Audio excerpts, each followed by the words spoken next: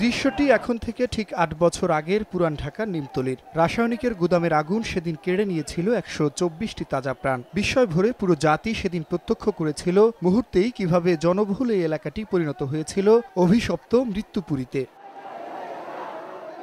ঘটনার পর বেশ কিছুদিন পুরো দেশ জুড়ে ছিল আলোচনা সমালোচনার ঝড়। ঘটনা তদন্তে গঠন করা হয়েছিল একাধিক তদন্ত কমিটি।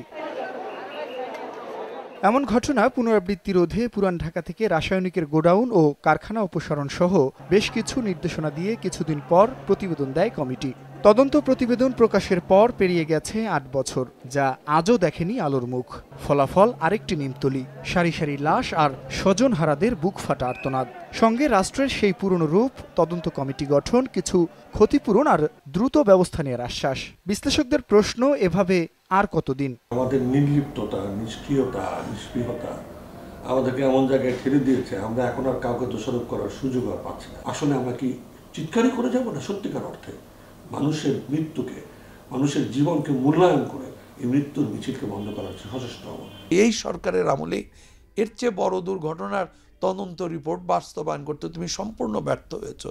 তাহলে তোমার এই তথ্য আমি কেন বিশ্বাস করব? মুখ বন্ধ করার জন্য এই তথ্যটি দেওয়া হয়েছে। কর্তৃপক্ষের সীমাহীন অবহেলা আর গুটি কয়েক মুনাফা লোভীদের লালসার কারণেই এমন মৃত্যুর মিছিল কমছে না উল্লেখ করে বিশ্লেষকরা বলছেন, কাগজে কলমে পরিকল্পনা নয়, প্রয়োজন বাস্তবায়ন।